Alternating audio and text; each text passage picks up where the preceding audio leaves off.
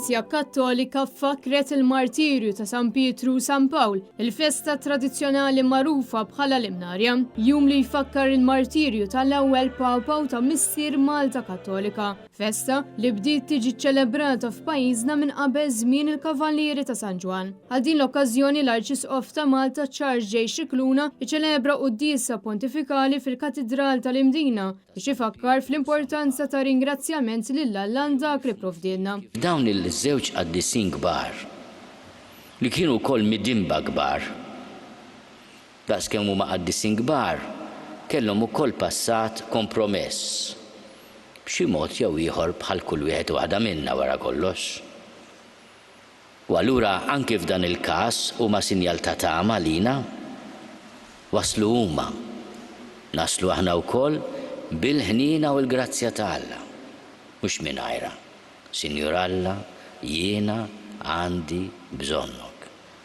Imma dawna għexu fl-imħabba tad-dera ta' Ġesu.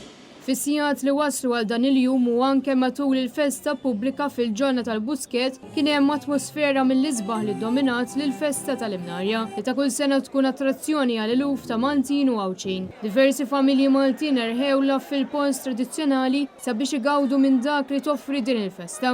Il-kompetizzjonijiet differenti fil-Busket ma naqsux fosthom dawk għall-isbaħ bejjem. Dawk preżenti setgħu japprezzaw ukoll il-wirja tradizzjonali tal-ħaxix u l-frott li saret taħt it-tinda tal-Busket b'dedikazzjoni tal-bdiewa fit-tkabbir tal-prodotti tagħhom. Ma naqsux ukoll li kellu l-ħlewwiet tradizzjonali Malti kif ukoll spettaklu kantu divertiment.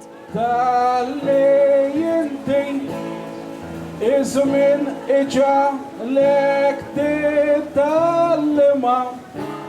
Fejn iddomina l-leħen tal-Annejja bana spiritu pront. L-Imnarja meqjusa bħala waħda mill-eqdem festi li jiġu ċelebrati fil-Gżejjer Maltin, festa li tikkommemora lil San Pietru u San Pawl bil-wirja agrarja bdiet f'nofs is-seklu 19.